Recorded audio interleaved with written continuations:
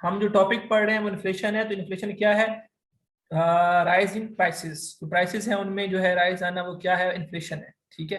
तो अब इन्फ्लेशन की टाइप्स पढ़ रहे हैं, तो उनकी कुछ टाइप्स हैं वो हम डिस्कस करेंगे। उनमें से एक टाइप है on the basis of rate. ठीक है। तो रेट की बेस के ऊपर इन्फ्लेशन की टाइप्स कौन कौन सी हैं वो हम पढ़ने लगे हैं।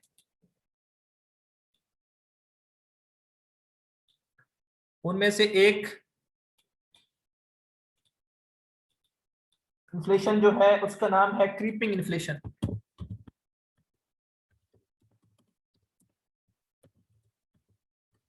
Creeping inflation. ठीक है। ये क्या इन्फ्लेशन होती है? जब आपके पास इन्फ्लेशन रेट जो है, इन्फ्लेशन रेट जो है वो 2% अप टू 2% जो है वो हो, अप टू 2% जो है वो हो, 1%, 2%, 1.7% अगर इन्फ्लेशन रेट है, ठीक है, तो हम क्या कहते हैं? ये क्रीपिंग इन्फ्लेशन है। ये क्या है बेटा? ये क्रीपिंग इन्फ्लेशन है।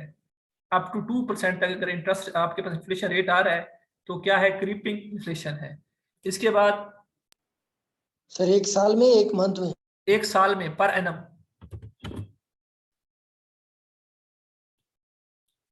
ठीक है। इसके बाद अगली इन्फ्लेशन की बात करते हैं। दूसरी इन्फ्लेशन की टाइप है वो है वॉकिंग इन्फ्लेशन।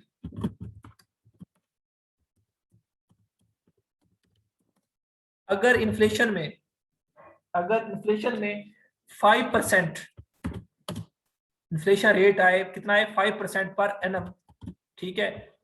5% जो है पर एनम अगर आपके पास जो है इन्फ्लेशन का रेट आता है, 2% से ज्यादा होगा लेकिन 5% तक होगा, तब हम इसे क्या कहते हैं? वॉकिंग इन्फ्लेशन कहते हैं। 2% से ज्यादा होगा पर एनम, लेकिन 5% से कम कम होगा या 5% तक होगा, तो हम इसे क्या, कौन सी इन्फ्लेशन कहेंगे? ये वॉकिंग इन्फ्लेशन है। थर्ड में हमारे पास जो है वो है रनिंग इन्फ्लेशन।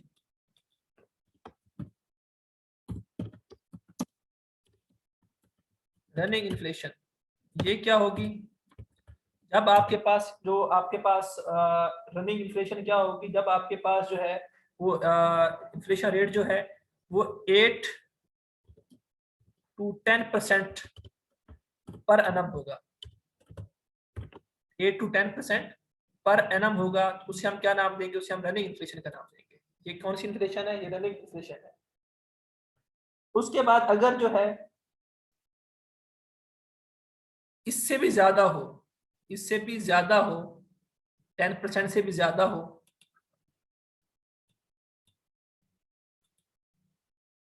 10% से भी ज्यादा हो, तो इसे हम जो है वो नाम देते हैं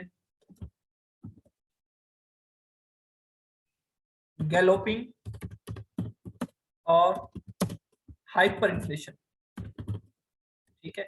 ये कब होगा? जब आपके पास जो है वो 10% से इन्फ्लेशन बढ़ जाए, 10% से भी बढ़ जाए, तो हम क्या देते हैं? Hyper inflation. आजकल जो पाकिस्तान में इन्फ्लेशन है वो जो है वो 10% से ज्यादा है। कुछ अर्सा पहले तो जो आपकी कंज्यूमेबल गुड्स थी उनकी इन्फ्लेशन 24% तक गई है। ठीक है।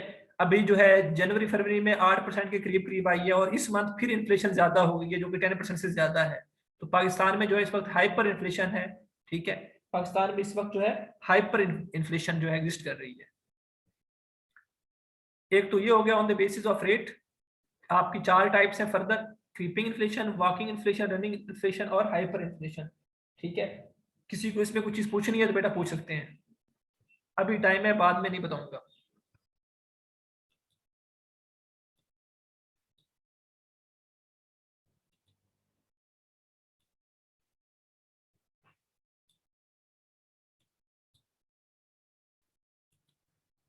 चलिए नेक्स्ट पढ़ते हैं। नेक्स्ट क्या है? नेक्स्ट है on the basis of control.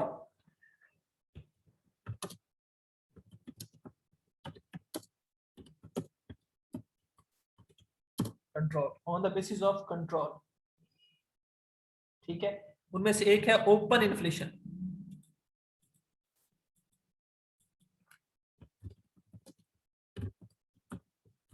Open inflation ये क्या इन्फ्लेशन होती है? कौन सी इन्फ्लेशन होती है?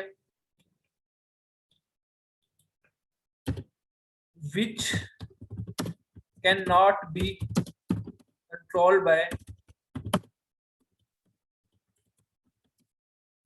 गवर्नमेंट, जिसे गवर्नमेंट कंट्रोल ना कर सके उसे आप क्या नाम देते हैं? ये क्या है? ये ओपन इन्फ्लेशन है। जिसे गवर्नमेंट कंट्रोल ना कर सके, गवर्नमेंट जिसे कंट्रोल नहीं करती बल्कि ओपनली वो डिमांड एंड सप्लाई के ऊपर डिपेंड कर रही होती है, उससे आप क्या नाम देते हैं? Open inflation. जो कि डिमांड एंड सप्लाई के ऊपर डिपेंड कर रही होती है, गवर्नमेंट का उसमें कोई इन्फ्लेशन नहीं होता, उससे आप ओपन इन्फ्लेशन जो है वो कहते हैं। और एक है सप्रेस्ड इन्फ्लेशन।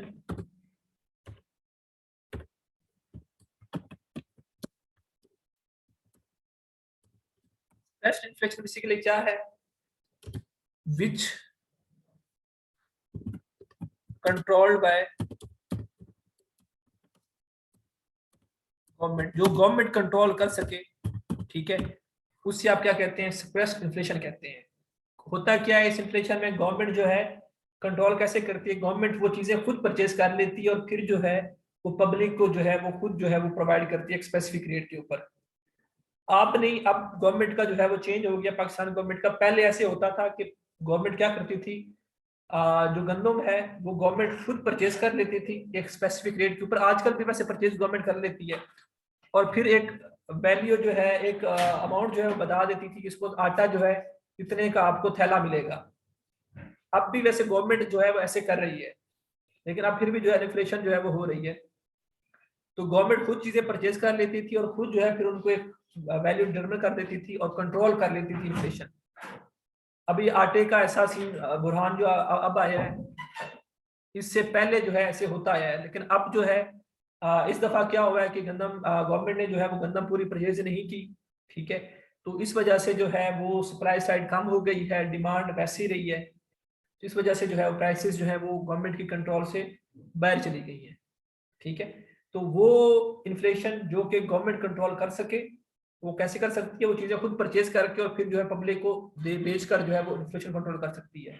और एक होती है ओपन, कि जो भी उस वक्त मार्केट का रेट चलेगा, जो भी डिमांड होगी, जो भी सप्लाई होगी, उसकी बेस के ऊपर जो भी रेट निकलेगा वो जो है उस बंदे को पे करना पड़ेगा जिसने वो चीजें परचेज करनी है। सर आजकल चल तो ओपन रहा है सर। बेटा ओपन नहीं चल रहा अभी भी। जो है आटे की जो प्राइस है उसको उन्होंने 860 रुपए किया हुआ है, गवर्नमेंट ने अनाउंस किया हुआ है। तो आटे के हवाले से जो मैं कह सकता हूँ अप टू सम एक्सटेंट जो है वो सप्रेस्ड इन्फ्लेशन जो है वो एग्जिस्ट करती है, ठीक है। सर लेकिन जैसे कि बाकी अगर फ्रूट पे नहीं है। बता पहले देते हैं आटे के सर। अलावा चीनी में भी थी। चीनी की जो प्राइस है, शुगर की प्राइस जो है वो भी जो है गवर्नमेंट डिसाइड किया करती थी, लेकिन अब जो है वो गवर्नमेंट डिसाइड नहीं कर पा रही। उसने बोला भी है 70 है, 67 है, 65 है, लेकिन लोग आज भी जो है 105 की, 100 रुपए की बेच रहे हैं। बखर में भी ये रेट चल रहा है। सर इसी तरह ना सर, जैसे कि फ्रूट की किस्में है ना, तो किस्मों के नाम बता के ना सर फ्रूट की प्राइस बढ़ा देते हैं। गवर्नमेंट तो एक प्राइस बता देती है कि ना ये प्राइस होगी, बट लोग उसके नाम मुख्तलिफ रख के ना फ्रूट के, मतलब ये इस नस्ल का फ्रूट है इसलिए ये महंगा है। वो जो गवर्नमेंट बता रही है वो कोई हंसता दिखा देते हैं कि ये वाला फ्रूट है, ये गवर्नमेंट वाला रेट है। नहीं वो ठीक है आपका जमीन पॉइंट, गवर्नमेंट रेट लिस्ट देना वो एक और बात है। एक बात होता है उसको कंट्रोल करना। अब जैसे आटे के ऊपर गवर्नमेंट ने कंट्रोल रखा हुआ है, ठीक है, चाहे आप लाइनों में जाके खरीदे लेकिन मिलेगा आपको 860 रुपए का ही, वो स्पेसिफिक आटा। लेकिन आप अगर वो आटा यूज ना करें, एक और आटा है बूटा, बूटा किस तरह का कोई आटा है, उसका रेट कुछ और है। वो आपको 15 किलो का जो थैला है वो आपको 950 के 1000 के करीब पड़ रहा है। और दूसरा जो है जो गवर्नमेंट दे रही है आटा, ठीक है, वो आपको 860 रुपए का पड़ रहा है, ठीक है। प्राइसेस वो तो हर चीज की प्राइसेस तो गवर्नमेंट देती है, वो तो कंट्रोल करने की कोशिश करती है, लेकिन कुछ चीजें उसके कंट्रोल में होती है जो खुद परचेज करके कंट्रोल करती है। उससे आप प्रेस इन्फ्लेशन उसमें जो अगर इजाफा है, जैसे कि पहले 860 था, अभी 860 से बढ़ के वो जो है वो कर दें 900 कर दें, तो वो जो इन्फ्लेशन आएगी, ठीक है, जो कि गवर्नमेंट के कंट्रोल में है लेकिन इन्फ्लेशन हुई है, उस इन्फ्लेशन को आप सप्रेस इन्फ्लेशन कहेंगे।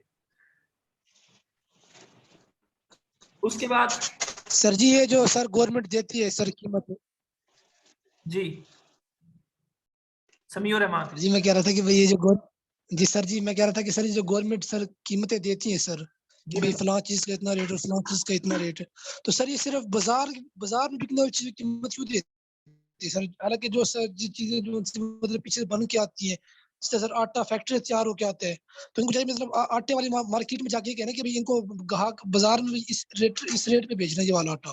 तो सर ये मतलब बाजार में क्यों होता है सब ये?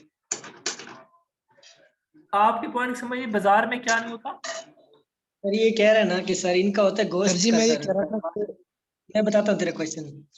सर इनका है गोश्त का कारोबार, तो ये गोश्त सर जी लेते हैं एक मिनट पीछे सर सर मतलब उनको भाई मतलब सर यार एक बंदा बात करे।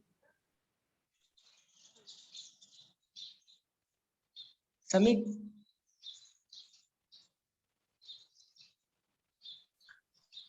सर इनका है गोश्त का कारोबार, तो ये लेते हैं मार्केट से गोश्त सर, वहाँ पीछे कोई बनी हुई है इस तरफ, ये जंग की तरफ जाओ तो रास्ते में कहीं शायद, तो वहां से लेते हैं। तो सर इन्हें रेट लिस्ट वहां नहीं दी जाती, रेट लिस्ट यहीं बाजार में दी जाती है। तो सर ये कह रहे हैं ये निजाम गलत नहीं है। नहीं, हम तो निजाम गलत नहीं है, उसमें ये है कि गवर्नमेंट ने अंदाजा एक लगाया हुआ है कि इस चीज का इतना रेट है, वो डिमांड एंड सप्लाई की बेस के ऊपर ही है।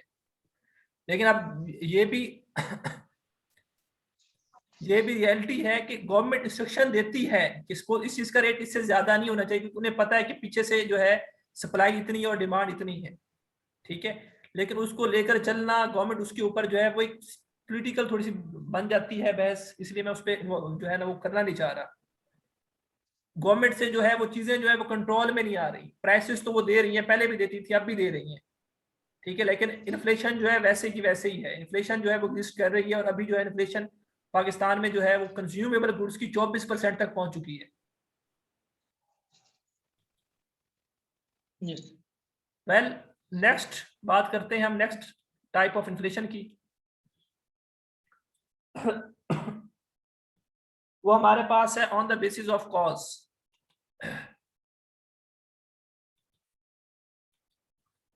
On the basis of cause.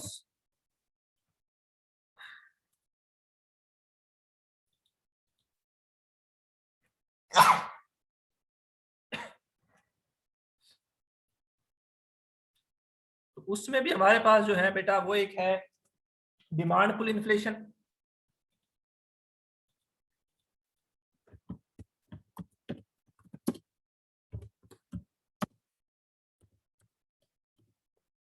जब एक चीज में जो है वो इंक्रीज आए, एक चीज की प्राइस में इंक्रीज आए, किस वजह से? इस वजह से कि उसकी डिमांड बढ़ गई है। एक चीज में इंक्रीज है किस वजह से? इस वजह से कि उसकी डिमांड बढ़ गई है, ठीक है। तो उस वजह से उसकी प्राइसेस जो है वो बढ़ जाएं, तो उससे हम क्या कहते हैं? ये क्या है? डिमांड पुल इन्फ्लेशन है। ये क्या है? डिमांड पुल इन्फ्लेशन है। एक है कॉस्ट पुल इन्फ्लेशन। एक क्या है? Cost pull inflation.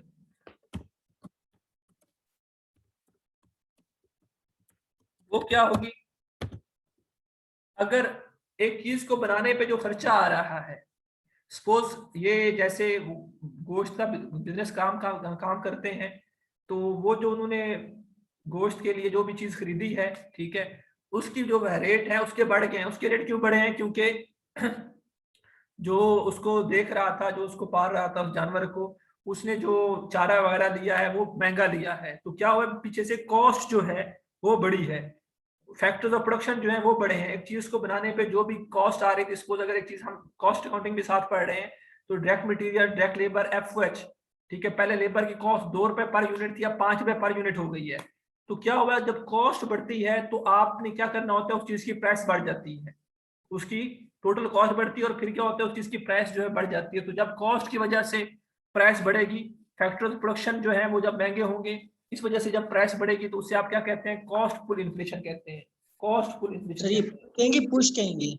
जी बेटा, सर ये पुश होगा या पुल होगा? Cost pull, cost sorry push push, cost push, cost push inflation.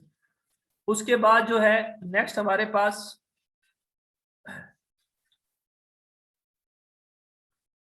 Next जो है हमारे पास वो है profit inflation. Profit induced inflation. ये क्या होगी? अगर बिजनेस है, उसमें कॉस्ट लग रही है 5 रुपए, और बिजनेस जो बंदा चला रहा है पहले 2 रुपए प्रॉफिट रख रहा है, तो चीज कितने की पड़ रही है? 7 रुपए की। लेकिन अब वो कहता है मुझे अब प्रॉफिट जो है वो ज्यादा चाहिए, 2 रुपए नहीं चाहिए मुझे, अब 3 रुपए चाहिए। तो उसके प्रॉफिट जो वो कमाना चाह रहा है उसकी वजह से जो इन्फ्लेशन आएगी उससे आप क्या कहेंगे, प्रॉफिट इंड्यूस्ड इन्फ्लेशन। उससे आप क्या नाम देंगे, प्रॉफिट इंड्यूस्ड इन्फ्लेशन। जो कि बिजनेसमैन है, जो कि प्रॉफिट अर्न करना चाहता है, उसकी वजह से प्राइसेस में जो इंक्रीज आया है उससे आप क्या कहते हैं, प्रॉफिट इंड्यूस्ड इन्फ्लेशन। उसके बाद एक और इन्फ्लेशन है जिसे आप बजटरी इन्फ्लेशन कहते हैं।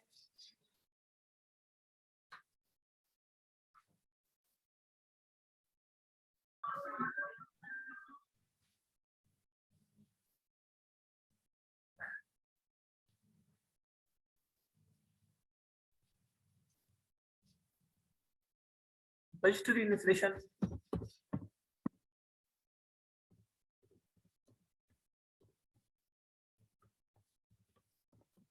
बजट जब आप बनाते हैं तो बजट आपका कैसे बनता है, उसमें आप पाकिस्तान इकोनॉमिक्स पढ़ रहे हैं, उसमें जो है एक जो है आपके पास रेवेन्यू साइड होती है कि गवर्नमेंट ने जो है रेवेन्यू कलेक्ट करना है। वो रेवेन्यू जो है वो सर्विसिंग सेक्टर से कलेक्ट करता है, वो रेवेन्यू एग्रीकल्चर सेक्टर से कलेक्ट करता है, वो रेवेन्यू जो है वो इंडस्ट्री जो सेक्टर है उससे कलेक्ट करता है, ठीक है, टैक्स के थ्रू। तो वो रेवेन्यू इकट्ठा करना और फिर उसको जो है आपने कहीं ना कहीं गवर्नमेंट के खर्चे होते हैं तो वो खर्चे करता है। तो नॉर्मली क्या होता है, डेफिसिट बजट होता है। बजट क्या होता है, डेफिसिट। डेफिसिट से क्या मुराद है, डेफिसिट बजट से क्या मुराद है कि आपके पास रेवेन्यू कम होता है और आपके एक्सपेंडिचर जो है वो ज्यादा होते हैं। रेवेन्यू आपके पास कम होता है और एक्सपेंडिचर जो है आपके पास ज्यादा होते हैं, इसे आप क्या कहते हैं, डेफिसिट बजट कहते हैं। जब डेफिसिट बजट होता है, आपके पास रेवेन्यू कम और एक्सपेंडिचर ज्यादा होते हैं, तो आप क्या करते हैं, आप स्टेट बैंक को कहते हैं कि भाई पैसे इशू करो, नोट इशू करो। आप स्टेट बैंक को क्या कहते हैं, नोट इशू करें ताकि वो नोट डेफिसिट बजट जो है उसको कम कर सके, उसे जो खत्म कर सके। तो स्टेट बैंक क्या करता है, नोट इशू करता है, जिसकी वजह से क्या होता है, इन्फ्लेशन हो जाती है। जिसकी वजह से क्या होता है, इन्फ्लेशन हो जाती है, जिससे आप बजटरी इन्फ्लेशन कहते हैं। जब गवर्नमेंट जो है बजट डेफिसिट हो जाए, बजट जो है डेफिसिट हो जाए आपका, तो तब आप क्या करते हो, डेफिसिट जो है आपके पास उसको कंपनसेट करने के लिए नोट इशू करवाते हो और फिर जो है आपके पास जो है ये इन्फ्लेशन हो जाती है। इससे आप बजटरी इन्फ्लेशन या डेफिसिट इन्फ्लेशन का नाम देते हो। उसके बाद एक सर और इन्फ्लेशन है मेरे पास, जब रेवेन्यू कम हो और एक्सपेंस ज्यादा हो। हाँ, एक्सपेंडिचर ज्यादा हो। उसके यस बाद राइट। एक और इन्फ्लेशन है मेरे पास, ये मैं इस साइड पे लिख रहा हूं।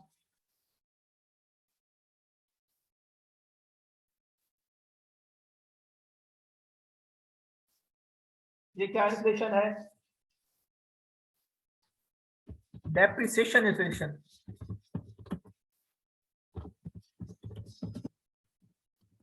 ये क्या होती है, जब करेंसी की वैल्यू कम हो जाए,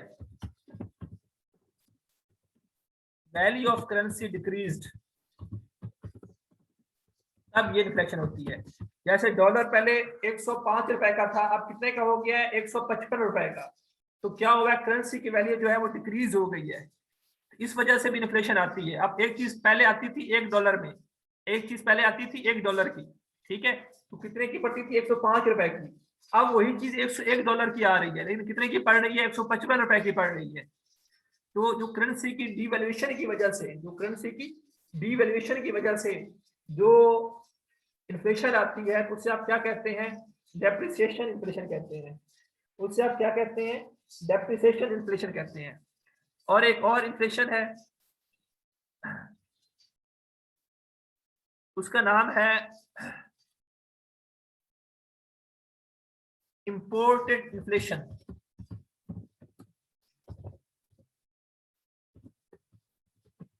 जो चीजें आपने इंपोर्ट की, जो चीजें इंपोर्ट की आपने, ठीक है, इंपोर्ट क्या होता है, किसी भी कंट्री से पाकिस्तान में अपने कंट्री में चीजें लेकर आना। तो वहां पे चीजों का अगर रेट बढ़ा है, ठीक है, वहां पे चीजों का रेट अगर बढ़ा है तो ऑटोमेटिकली पाकिस्तान में भी क्या हो जाएगा, उन चीजों का रेट बढ़ जाएगा।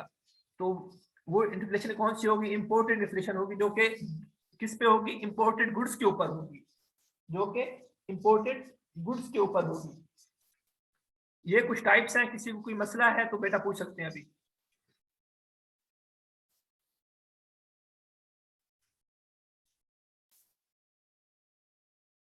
इसमें कोई बात पूछनी है तो बेटा पूछ सकते हैं।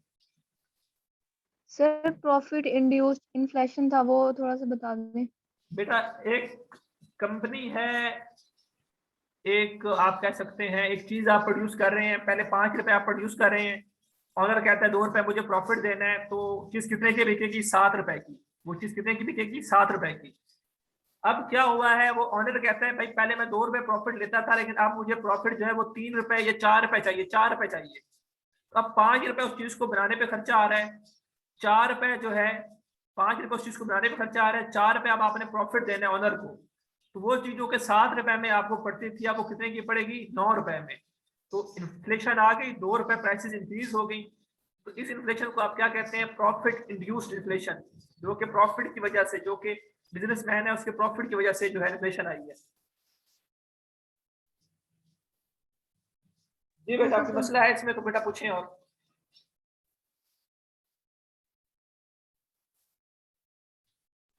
No sir.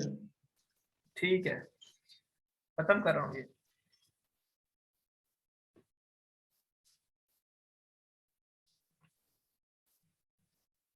चले ठीक है, आज के लिए फिर इतना रखते हैं, कल फिर इंशाल्लाह आगे टॉपिक जो है वो पढ़ेंगे। सर हाजिरी लगा लें। जी अटेंडेंस लगा देते हैं।